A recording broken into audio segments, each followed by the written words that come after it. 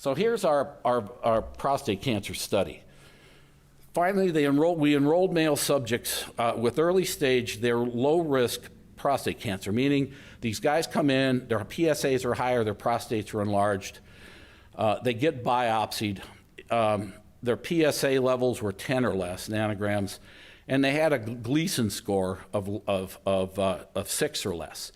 So these guys, the treatment that's recommended by the urologist are active surveillance, which means go home, come back in a year, we'll re-biopsy you and see if you're worse.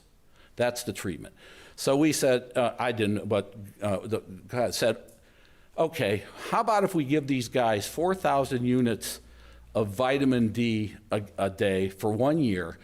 You're going to biopsy them anyway in 1 year from now, and we'll have a look to see what's gone on with has it progressed, stayed the same, or gotten worse?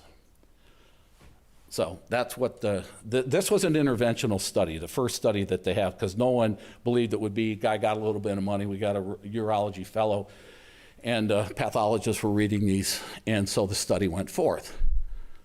And we also looked at PSA in this, but PSA in this was of no use whatsoever. So if you'd have been looking at PSA levels, how they were affected by this, you would have come to the conclusion that vitamin D was of no use. But that's not what happened.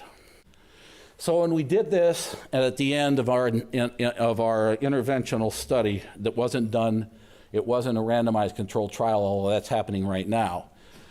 Once they did this data, they said, wow, this is pretty impressive. We're going to give you some money. It's a VA grant. We're going to let you guys do a randomized controlled trial, which has been going on. But the initial study showed, these lines showed in the treated people, the treated men, we had an actual decline in the Gleason and positive number of cores in our patients.